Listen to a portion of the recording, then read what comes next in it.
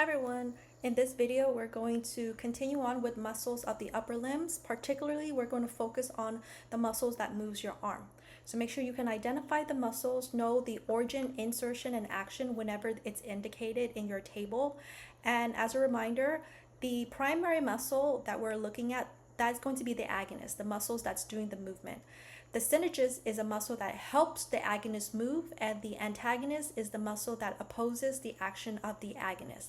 Whenever there is one star behind a muscle, make sure you know the antagonist of that muscle. Whenever there's two stars, make sure you can identify at least one synergist muscle to the agonist.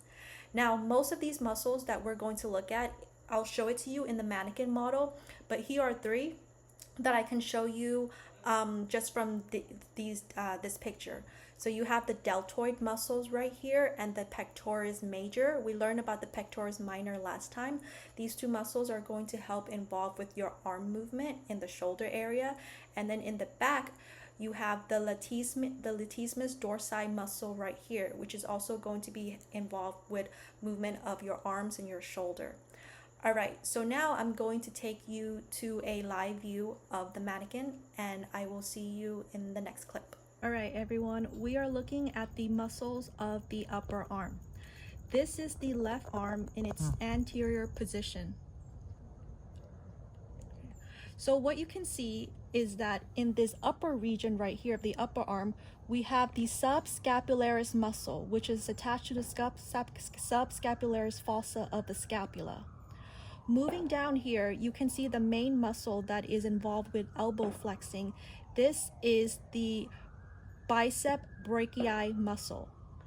If I lift the bicep brachii muscle out of the way, we can see the brachialis muscle right here. So I'm going to put the bicep brachii muscle back. And then you can see this tiny long muscle right here. This is the coracoid brachialis muscle. It's attached from the coracoid process and it extends to portion of the brachialis muscle. Therefore, it's called the coracoid brachialis muscle. Now we're going to move down to the forearm. And in the forearm, and you see this view right here, there's a V coming from these two muscles. This muscle here is the pronator teres. It forms a V with the brachial radialis. In the anterior view, all of the muscles that we'll discuss in this view will be involved with flexing of the fingers. So next to the pronator teres, this muscle right here that goes to the thumb, this is going to be the flexor carpi radialis. The reason why it's called the flexor carpi radialis is because it flexes, it goes to the wrist, which is carpi, and it attaches to the muscle of the radius bone. So this is the flexor carpi radialis. Then we have this muscle right here, which is called the palmaris longus. It's on the side of your palm, and it's called the palmaris longus, and it's going to be involved with flexing of the digits. Then we have this muscle that goes to the pinky.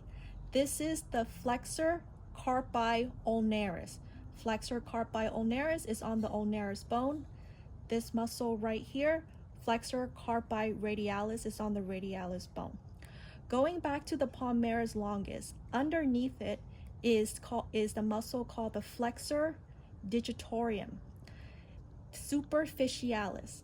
So flexor digitorum superficialis, the reason why it's superficialis is because it's actually superior, more superficial compared to the two muscles that's below it.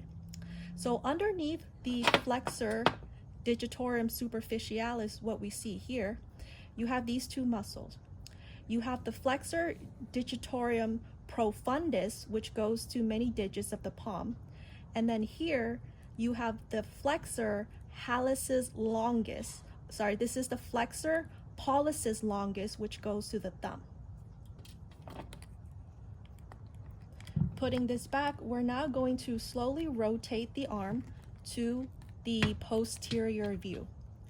In the posterior view, in the upper arm, you can see the deltoid muscle.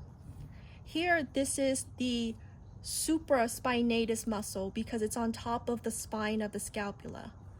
Here you have the infraspinatus muscles because it's below the spine of the scapula. Then you have the teres minor, teres major. This muscle right here, this is the tricep muscle. Tricep because there are 3 heads, 1, 2, and then 3. And if you're wondering what is this muscle, recall that this is the bicep brachii. So underneath the bicep brachii is the brachialis. So this is the brachialis muscle, and this is the tricep. As a reminder, this is the pronator teres, and this right here is the brachioradialis. So the brachioradialis is found more in the medial to the lateral view. The brachioradialis, the bicep brachii, and the brachialis are all muscles that are going to work together to flex your elbow. So moving on from the brachioradialis muscles, now we're looking at the lower arm muscles, and these muscles are going to be involved with extending of the finger. Next to the brachioradialis, you have the extensor carpi radialis. But there are 2 heads. This bigger one right here is the extensor carpi radialis longus. This smaller one is the extensor carpi radialis brevis. Next to that, you have the extensor digitorum. This goes to all the digits. And then this small muscle next to the extensor digitorum, this is the extensor digiti minimi because it just goes to the pinky. And then finally, you have this one right here. This is the extensor carpi ulnaris. So extensor carpi ulnaris, extensor digiti minimi, extensor digitorum, extensor carpi radialis longus, extensor carpi radialis brevis, and then these 2 tiny muscles right here. The one on the outer edge, this is going to be involved with adducting, so moving the thumbs out. This is the adductor pollicis longus. The smaller one is for extending of the thumb. That is going to be the extensor pollicis brevis. Again, this is the brachioradialis muscle. I'm going to move that out of the way. Underneath it, where you see the pronator teres muscle is at, remember the pronator teres is more for pronating of the hand. This is the supinator muscle right here, which is involved with supinating of the hand.